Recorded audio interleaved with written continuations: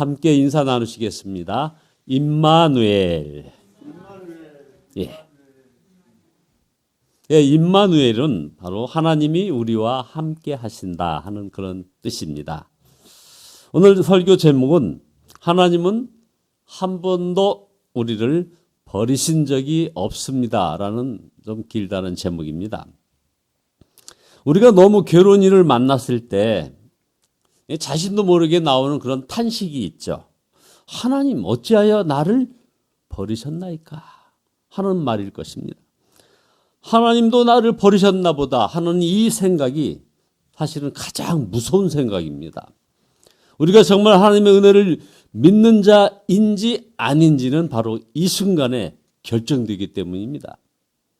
시편 43편의 핵심 메시지는 간단합니다. 구원받은 자는 어떤 절망적인 상황도 은혜의 때라는 것입니다. 굉장한 역설이죠. 어떻게 절망적인 상황이 은혜의 때라는 겁니까? 앞에 수식어가 붙습니다. 구원받은 자는. 주님은 어떤 처지에서도 함께 하신다는 것이죠. 막연히 그렇게 그것을 믿으라는 그런 것이 아닙니다. 구원받은 자에게는 주님의 음성이 반드시 들린다는 것입니다. 그래서 5절에 내 영혼아 어찌하여 그렇게도 낙심하며 어찌하여 그렇게도 괴로워하느냐. 세번역 성경에 아주 적절하게 표현되어 있죠. 너는 하나님께 소망을 두라. 그가 나타나 도우심으로 말미암아 내 하나님을 여전히 찬송하리로다. 우리도 다 이 음성을 듣습니다. 문제는 큰 소리로 듣느냐, 작은 소리로 듣는 사람도 있고, 그리고 절망적인 것은 거의 알아듣지 못하여 방황하는 사람이 있다는 겁니다. 내 앞에 있는 이 문제와 시험과 이 질병이 너무나도 커서 우리 주님의 음성을 전혀 듣지 못한다는 거죠. 자, 여러분은 어떻습니까? 우리의 믿음은 하나님도 나를 버리신 것 같다는 그런 처지에서 비로소 이제 거기에 우리의 믿음이 이제 의미가 있어집니다. 그런 가운데서도 이제 담대하고 감사하고 평안하게 해 주어야 이게 믿음이 아니겠습니까? 시편 43편 2절에 나오는 하나님 어찌하여 나를 버리셨나이까 하는 이 탄식은 바로 우리 예수님께서 십자가에 달리셨을 때 하신 바로 그 말씀이십니다. 마태복음 27장 46절에 제9시쯤에 예수께서 크게 소리질러 가로사대 엘리 엘리 라마 사박다니 하시니 이는 곧 나의 하나님 어찌하여 나를 버리셨나이까 하는 뜻이라. 이 말씀에서 저주 중에 가장 큰 저주는 하나님으로부터 버림받는 것, 이런 것임을 알 수 있습니다. 우리 모두는 다 죄인이라 바로 이런 저주 아래 있습니다. 그런데 예수 그리스도께서 십자가에서 우리의 저주를 짊어지셨던 것입니다. 그래서 갈라디아서 3장 13절에 그리스도께서 우리를 위하여 저주를 받은 바 되사 율법의 저주에서 우리를 속량하셨으니 기록된 바 나무에 달린 자마다 저주 아래 있는 자였다 하였습니다. 자, 그러므로 우리는 어떻게 되었습니까? 예수 그리스도께서 십자가에서 하나님으로부터 버림받으신 그 저주를 감당하셨기에 우리는 결코 이제는 하나님으로부터 버림받는 일은 없다는 사실입니다. 우리가 어떤 일을 당할지라도 하나님은 우리를 버리지 않으신다는 것입니다. 그래서 바로 오늘 이 시편 43편의 그 강의 제목이 하나님은 한 번도 우리를 버리신 적이 없으시다라는 제목인 것이죠. 사실 그러나 우리는 때때로 버림받는 그런 아픔을 겪습니다. 부모로부터 또 버림받는 이도 있고요. 배우자로부터 버림받는 이도 있고요. 자녀로부터 버림받는 이들도 있고 친구들로부터 버림받는 이들도 분명히 있습니다. 그러나 십자가의 예수님을 만난 사람에게는 버림받은 고통에서 이길 은혜가 있다는 것입니다. 세상 사람 다 버려도 하나님께서는 결코 버리시지 않기 때문인 것입니다. 이 은혜, 이 버림받지 않는 이 은혜, 이것을 받는 것도 중요하지만 그런데 우리가 또 중요한 게 하나 더 있습니다. 이런 버림받지 않는 은혜를 항상 누리고 사는 것, 이것이 더 중요한 것입니다. 누리고 산다는 것. 과거의 추억도 교리적인 지식도 아니어야 합니다. 어떤 형편에서도 떠나지도 않으시고 언제나 함께 하시는 임마누엘이신 하나님을 바라볼 수 있어야 이게 진짜 은혜를 받은 사람이라 이 말이죠. 예수님의 이름은 자기 백성을 죄에서 구원할 자 이렇게 되어 있죠. 여러분 잘 아십니다. 우리 예수 그리스도의 이름은 자기 백성을 죄에서 구원할 자, 이 사명을 십자가상에서 잘 감당하셨습니다. 그러나 그 주 예수님께 이름이 또 하나 있습니다. 아까 우리가 인사말 나누었던 바로 임마누엘입니다. 하나님이 우리와 함께 하신다라는 뜻이죠. 우리는 예수님을 구원주로 믿어야 하지만 또한 임마누엘의 주님으로 믿을 수 있어야 하는 것입니다. 어떤 목사님의 간증이 하나 많이 회자되고 있어서 여러분에게 한번 소개합니다. 이 목사님이 한 번은 충남 보령에 그 갈매못 순교지라는 곳이 있는데요. 천주교 성지이죠. 여기에 다녀오셔가지고 그곳에 얽힌 이야기를 들으셨다는 겁니다. 천주교 병임박해가 1866년에 있었는데 그때 30대의 젊은 프랑스 신부들과 우리 노년의 우리 조선 그 성도들이 잡혀왔습니다. 신부들로부터 시작된 이 목베임의 그 상황은 정말 잔인했다. 아주 처참했다고 합니다. 그 처형 현장을 바라보던 남은 신부들은 배교할 수밖에 없는 그런 극도의 두려움에 떨게 되었답니다. 이때 함께 잡혀온 노년의 성도가 젊은 신부에게 다가가서 꼭 안아주면서 이렇게 말을 했다는 것이 지금 전해오고 있습니다. 이곳의 고통은 잠깐이면 지나갈 것입니다. 조금 후면 우리는 신부님이 전한 그 말씀대로 더 좋은 곳에서 그리스도와 영원히 살게 될 것입니다. 더 좋은 곳, 천국을 바라보세요. 이 말에 신부들은 정신을 번쩍 차려가지고 새 힘을 얻어서 담대히 참수형의 공포를 이겨낼 수 있었다고 합니다. 이 목사님은 이 이야기를 듣고서 이제 마음이 뭉클하였답니다. 도대체 무엇이 이들을 죽음의 그 두려움도 불사하는 그런 순교의 길로 가게 하였을까 하는 것을 생각하면서 그 순교 기념 성당 안에 들어서는데 입구 벽에 조각되어 있는 한 문구를 보았다는 거죠. 벽면에 하얀 글씨로 이렇게 쓰여 있답니다. 예수를 가진 자는 모든 것을 가진 자다.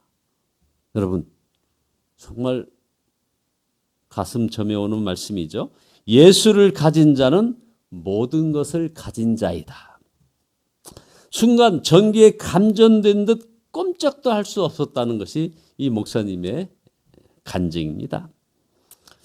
이와 같은 순교 일화를 우리가 들을 때 사실 저도 참 마음에 갈등이 있었습니다. 저도 분명히 예수님을 믿지만 순교자에게 있는 그런 죽음도 이기는 그런 담대한 믿음, 예수님 한 분이면 충분하다는 확신이 왜 없을까 하는 것이죠. 왜 없을까? 예수님 한 분이면 충분하다는 확신, 이게 왜 없을까? 결국 예수님을 속죄주로만 알았지 임마누엘 하시는 주님으로 알지 못하였기 때문이 아니겠습니까? 시편 기자는 1절에서 탄원을 합니다. 하나님이여 나를 판단하시되 내 송사를 변호하시며 간사하고 불의한 자에게서 나를 건지소서. 여러분 우리도 이런 때가 올 것을 대비해야 합니다. 사람들에게 버림받았다고 느낄 때가 온다는 겁니다. 외로울 때가 온다는 것입니다. 절망이라고 느껴지는 순간이 오는 것입니다. 그때 어떻게 하시겠습니까? 임마누엘이신 예수님을 알지 못하면 그때를 견딜 수가 없는 것입니다. 세 번째, 우리가 믿는 예수님은 임마누엘이심을 분명히 여러분 아시기 바랍니다. 임마누엘이신 예수님을 믿으라 하는 것은 지금까지 믿었던 예수님과는 다른 예수님을 믿으라는 것이 아닙니다. 그리스도 교회의 교인들, 장로교의 교인들, 순복음교회 교인들이나 혹은 자유주의 신학의 배경을 가진 그리스도인이나 보수주의 신학의 배경을 가진 그리스도인이나 믿는 예수님은 한 분 예수님이어야 한다는 것이죠. 그런데도 믿고 사는 모습이 천차만별입니다. 그것은 살아계신 예수님과 친밀한 관계가, 그 친밀 정도가 천차만별이기 때문에 그러겠죠. 살아계신 예수님과 어느 정도 친밀하느냐에 따라서 예수님을 믿고 사는 모습이 다 다른 것이죠. 절망적인 상황에 처한 시편 기자가 알고 싶었던 것은 하나님께서 정말 우리와 함께 하시느냐 하는 것이었습니다. 그래서 3절에 시편 기자는 이런 갈망을 합니다.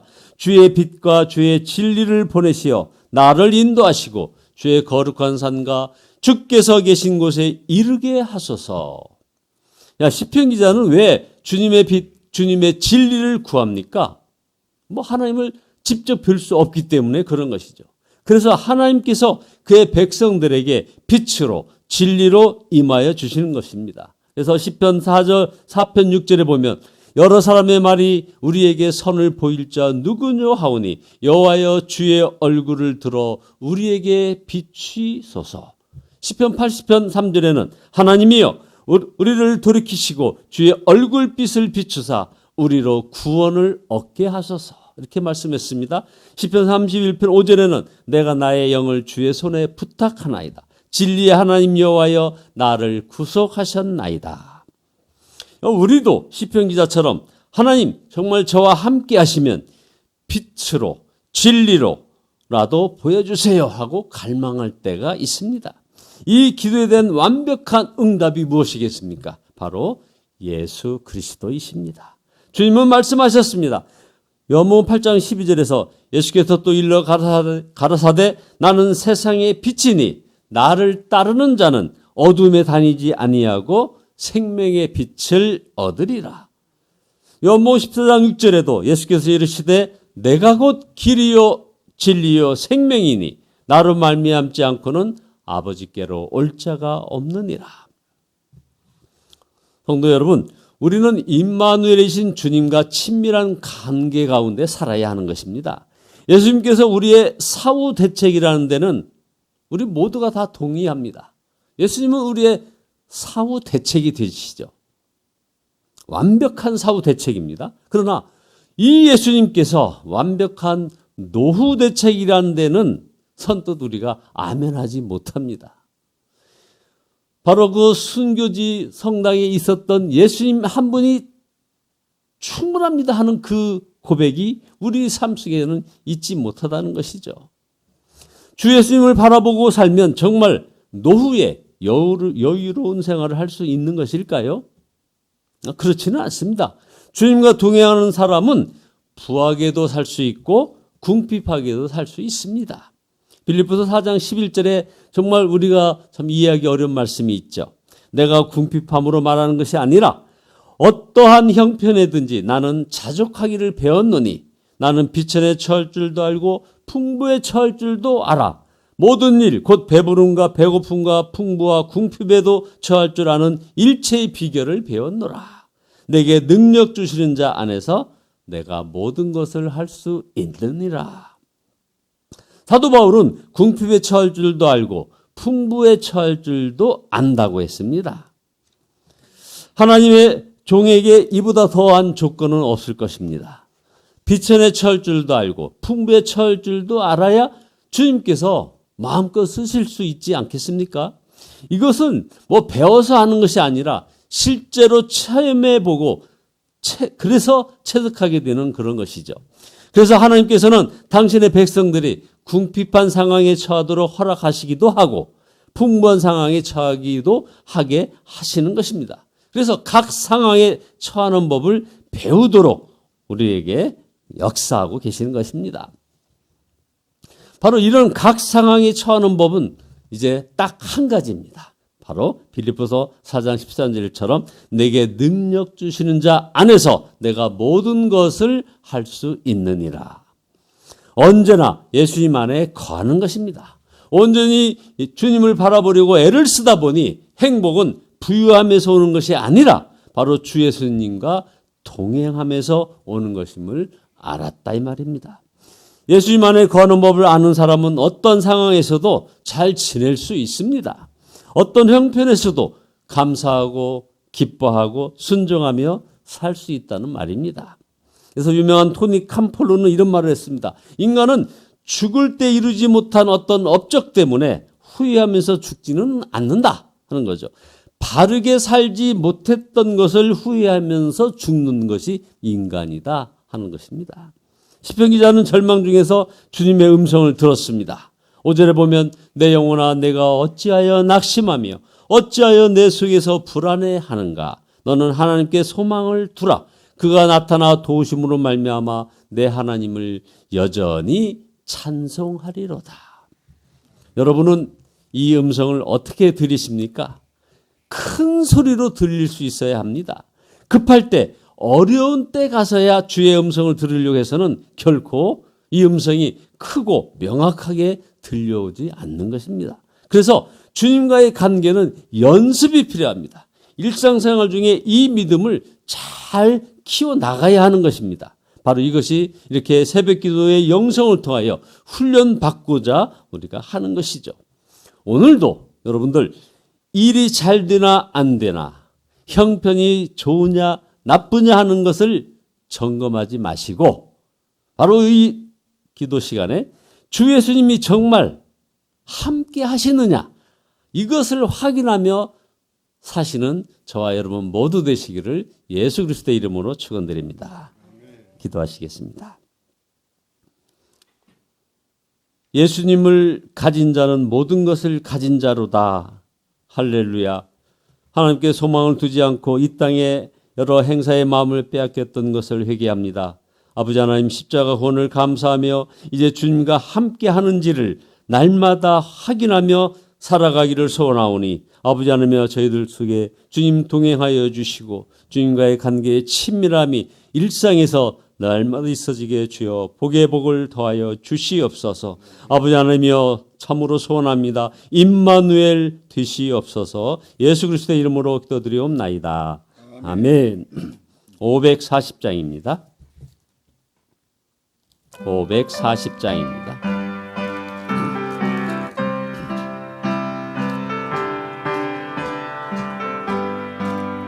주의 음성을 내가 들으니 사랑한단 말일세. 믿는 마음으로 주께 가오니 나를 영접하소서. 내가 매일 십자가 앞에 더 가까이 가오니 구세주의 흘린 법의 피로써 나를 정케 하소서. 주여 넓으신 은혜 베푸사 나를 받아주시고 나의 품은 뜻 주의 뜻같이 되게 하여 주소서.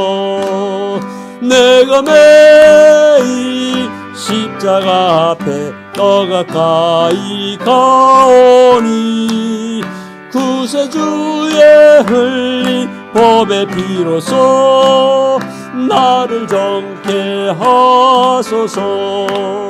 주의 보좌로 나아갈 때에 어찌하니 기쁠까. 주의 얼굴을 항상 배우니 더욱 친근합니다. 내가 매일 십자가 앞에 더 가까이 가오니 구세주의 흘린 법의 피로써 나를 정케 하소서.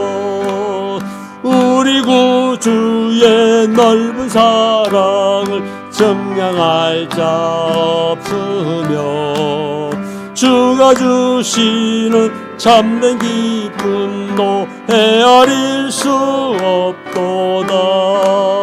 내가 매일 십자가 앞에 더 가까이 가오니 구세주의 흘린 법의 피로써 나를 정케 하소서. 아멘. 시간 우리가 통성으로 기도하실 때 먼저 이광표 목사님과 김길자 사모님 위해서 기도해 주시고요. 교회의 여러 병환 중인 성도들 위해서 기도해 주신 다음 여러분의 기도를 같이 해주시면 감사하겠습니다. 주여 삼창하십니다. 주여 주여 주여